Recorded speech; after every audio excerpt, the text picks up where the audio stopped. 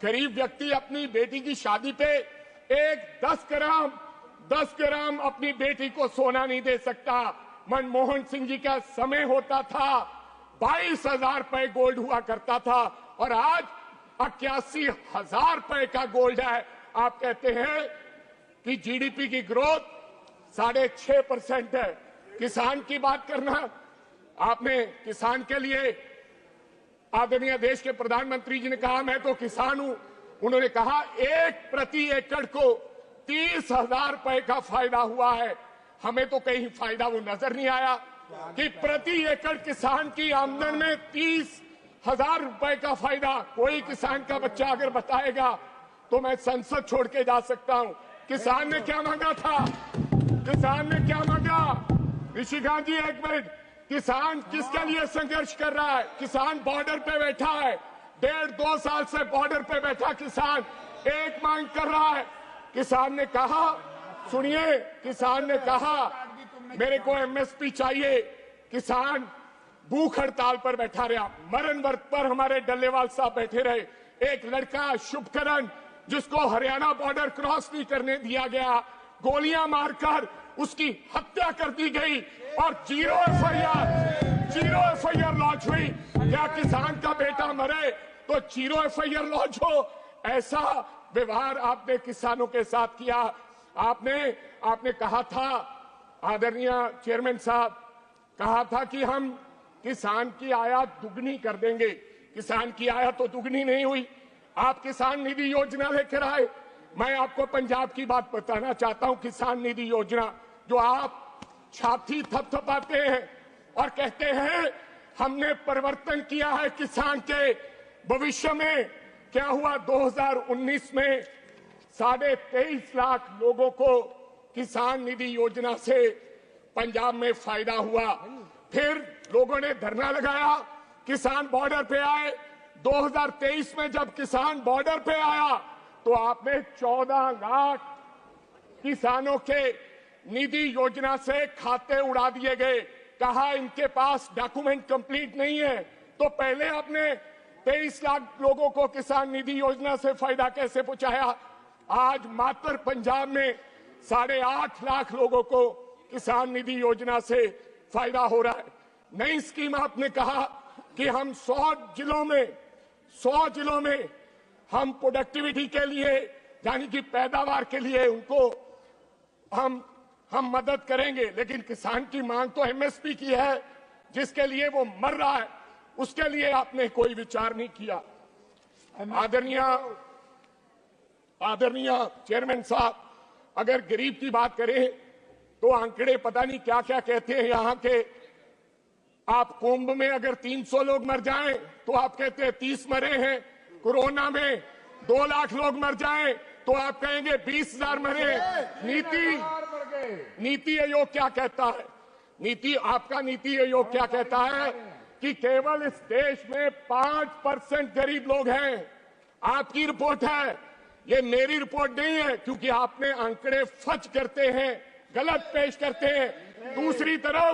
दूसरी तरफ आप ही कहते हैं हम 80 करोड़ लोगों को पीडीएस की कनक देते हैं। खुद ही कहते हो अगर 80 करोड़ लोगों को पीडीएस की कनक देते हो, 5 किलो कनक लेने के लिए राशन के डिपो के बाहर खड़ा वो व्यक्ति वो गरीब है, इसलिए आपकी 5 किलो कनक लेता है।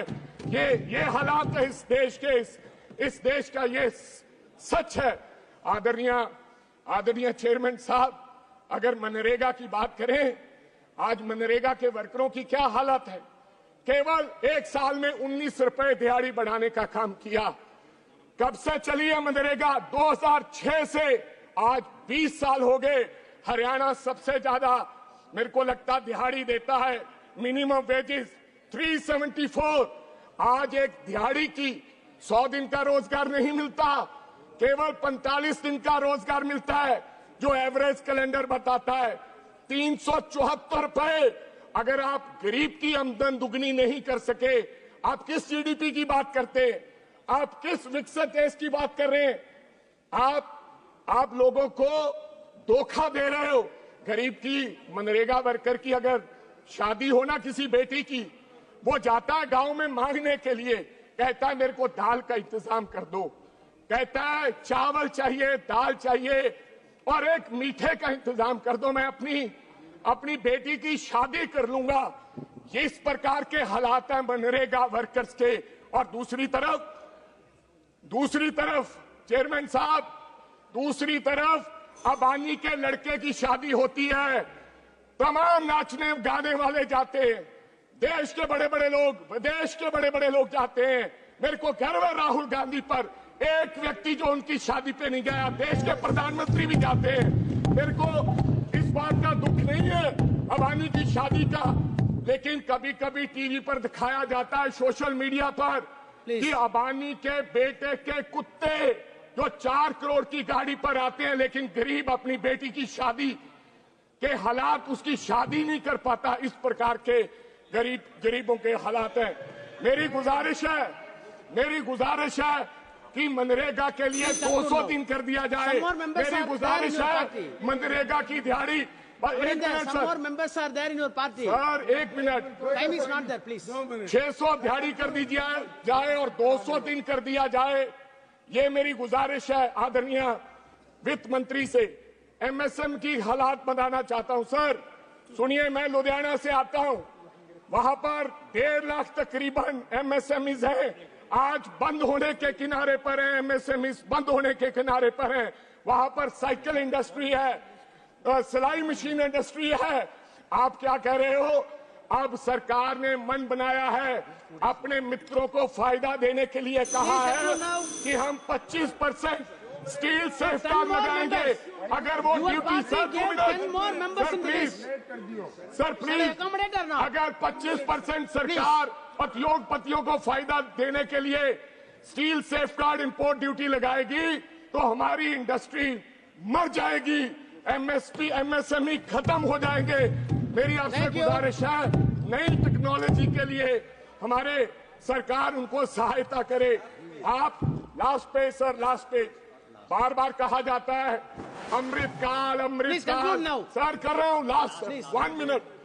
कहा जाता है सर अमृतकाल का समय है, मिडिल क्लास को फायदा हुआ है।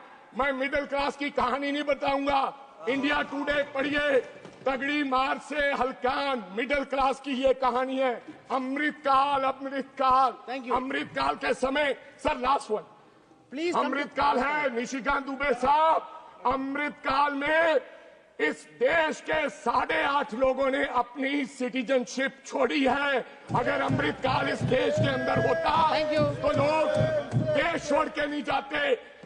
पहली बार एफडीआई 16 साल में पहली बार सबसे कम निवेश अगर हुआ है तो अमृतकाल में हुआ है। सर बस सर, हाफ मिनट। पिछले 10 साल की स्कीमें जो राहुल जी ने कहा, आप मेक इन इंडिया की बात करते हो, बेटी बचाओ बेटी पढ़ाओ, पीएम उज्ज्वल, स्वच्छ भारत, जल जीवन, स्किल इंडिया, हर साल 20 साल नौकरी, make in India, last smart city mission. Sir 2 lakh crore रुपया आपने स्मार्ट सिटी मिशन पे दिया है। मैं लास्ट सर यही पे लुधियाना की बात करना चाहता हूँ। लुधियाना स्मार्ट सिटी में लुधियाना स्पीकर सर भाई सर लुधियाना स्मार्ट सिटी में था, लेकिन लुधियाना में 75 लाख लोगों ने एक सर्वे हुआ, विजन डॉक्यूमेंट बनाया गया और विजन डॉक्यूमेंट में लोगों ने कहा पोल्यूशन महोदय, हिंदी की एक कविता है जिसकी चंद पंक्तियों के साथ अपने वक्तव्य की शुरुआत करना चाहती हूँ।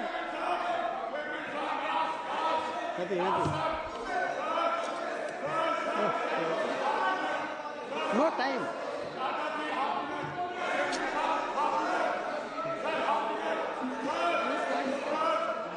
Wait, 1 minute.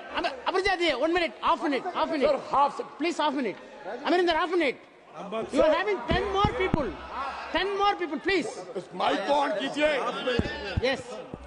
राज्यसभा में रिपोर्ट पेश हुई है कि अभी भी देश के 10 शहरों में लुधियाना अधिक प्रदूषित शहर है। लास्ट खत्म करने जा रहा हूं। इस बजट में पंजाब के लिए कुछ नहीं दिया गया। ये बजट पंजाब विरोधी बजट है। मैं कहना चाहता हूं 2027 में चुनाव होंगे। Thank you.